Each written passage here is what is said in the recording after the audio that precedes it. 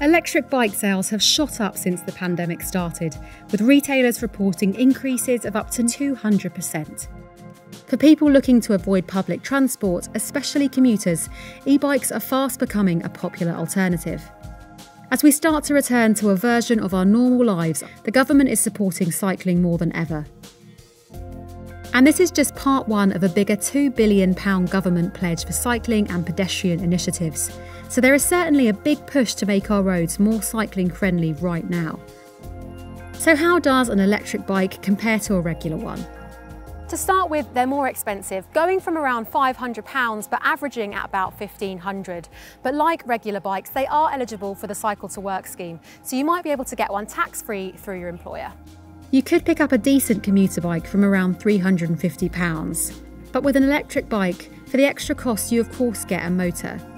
E-bikes are pedal assisted, meaning they only power the bike when you're pedalling, so you still need to put in work, but you can change the amount of support it gives.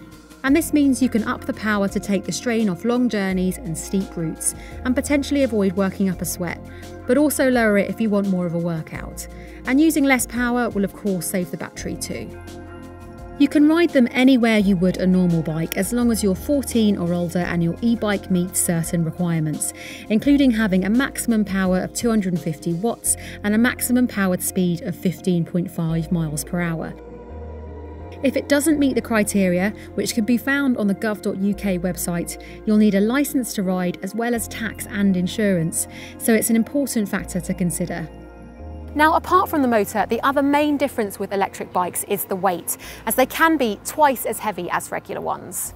You won't feel this when you're riding with the help of the motor, but if you're out and about and the battery dies, it'll be much harder to pedal. And the weight could be an issue if you have to lug it up flights of stairs every day. And because e-bikes cost hundreds or even thousands of pounds, if you're going to get one, you should think about listing it on your contents insurance. In terms of powering an electric bike, they have lithium-ion batteries which can be charged, usually by just removing the battery and plugging it into your mains. Charging can be done in a few hours, and a fully charged bike normally gives a riding range of between 50 kilometres and 150 or more, depending on the level of power you use. And of course, if you run out of charge, you can continue to ride without the motor assistance. Now, while the motor means electric bikes are obviously not as green as regular bikes, they are still considered a green choice. If we compare their life cycle greenhouse emissions to a car, when looking at equivalent types of journey, electric bikes have CO2e emissions of about 22 grams for each kilometre cycled, compared to about 271 grams per passenger per kilometre by car. But bear in mind that an e-bike battery won't last you forever. They can run for a few years but will eventually need replacing, and they usually cost upwards of a couple of £100s. Plus, it can be difficult to recycle used ones. So when you're considering different models, check how much a replacement battery costs and if the retailer offers a recycling programme.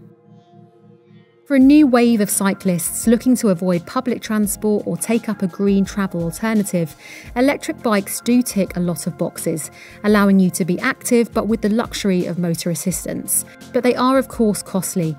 While you can get them from around £500, at this price you'll be looking at a basic model, and for an e-bike with a better system, you can expect to pay from £1,000 upwards.